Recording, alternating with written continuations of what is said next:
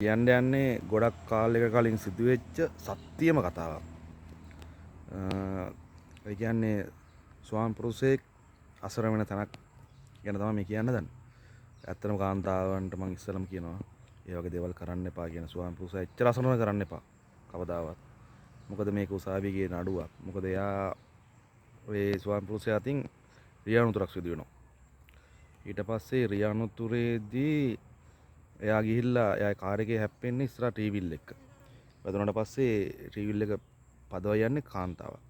ඒ කාන්තාවේ කකුල් කැඩිලා ලොකු ප්‍රශ්නයක් වෙනවා. රෝහල් ගත වෙලා ඉතින් එහෙම වෙනවා කොහොම හරි උසාවියේ නඩුව යනවා. උසාවියේදී කියනවා මාසෙට අර කාන්තාවට 35000 ගානේ ගෙවන්න කියලා.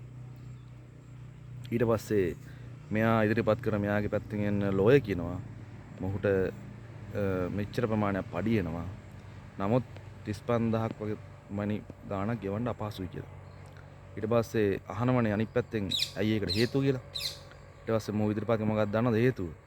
රුපියල් 15000ක් වෙන් කරන්න ඕනේ නෝනාට බියුටි සැලෝන් යන්න මේකප් බඩු ගන්න.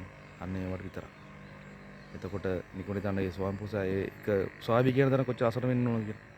එයා මං කියන්නේ කාන්තාවන්ට මම මේ කියන්නේ හොඳේ මේ ඒ වගේ දේවල් කරන්න එපා.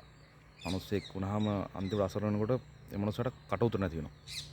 ඒ හින්දා ඔයාලගේ ඒ දේවල් කරගන්න කිසි ප්‍රශ්නයක් නැහැ. ඒකේ තමන්ගේ බජට් එකට පුළුවන් විදිහට ඒ මනුස්සයාට දරා ගන්න පුළුවන් විදිහට හදිසි දෙයක් වුණොත් එහෙම ඒකට මොන හරි දෙයක් කරන්න පුළුවන් විදිහකට ඒ දේවල් කරගන්න. නැතුව අර වගේ අසරණ කරන්න එපා. මේ මනුස්සයාගේ ඒ දේවල් දැක්කම ඒ දේවල් ඇහුවට පස්සේ ඇත්තටම උසාවියත් හොල්මන්. නිකමට හිතන්නකෝ. හැබැයි මේ මනුස්සයා නෝනට වචනයක්වත් කියන්නෙත් නැහැ. ඒ තරම් නෝනට ආදරේ. ඒ ආදරේම හේතුවක් කරගෙන ඒ වගේ දේවල් කරන එක හරි අසාධාරණයි සහ වැරදි. මම නම් කියන්නේ ඉතින් ඒක එහෙම කරන්න එපා.